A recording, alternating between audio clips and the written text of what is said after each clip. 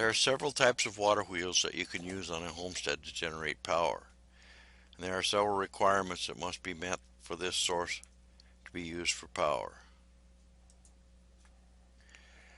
Considerations for a water wheel. The first, you must consider the amount of water flow that you have.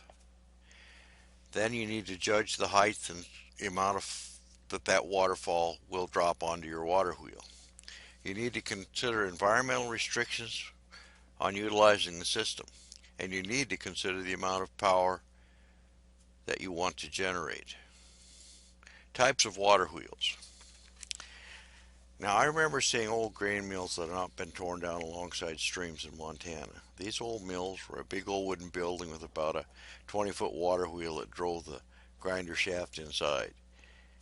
If you look through the internet for old water wheels, you'll see some of these pictures. This is one of the oldest forms of power utilized in improving human life. The undershot water wheel is a water wheel where the water flows underneath the wheel. It is usually used on fast-flowing, high-volume streams where you cannot get a lot of drop on your water wheel. It is very common in years past to put a big water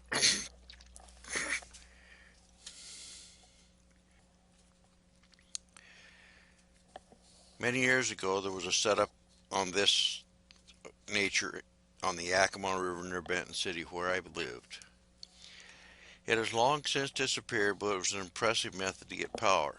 If I remember right, this one was used to lift water to a higher level for irrigation. The overshot water wheel. This is the one that most of us remember seeing pictures of. It is used to drive a grain grinder in most cases. The water wheel sat at the edge of the stream, and a pipe or trough running upstream was used to bring water down to that water wheel. That's why it's called overshot.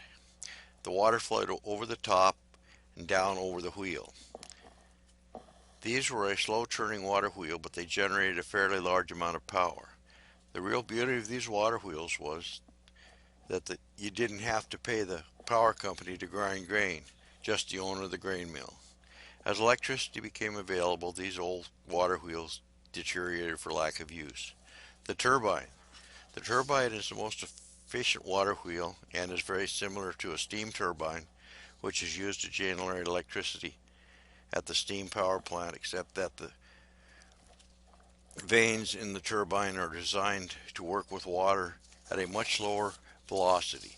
An adequate power turbine needs to have quite a bit of water height and a fairly fast flow, high volume. Turbines are what is used to power dams to generate power in the power grid. Summary of water wheel technology.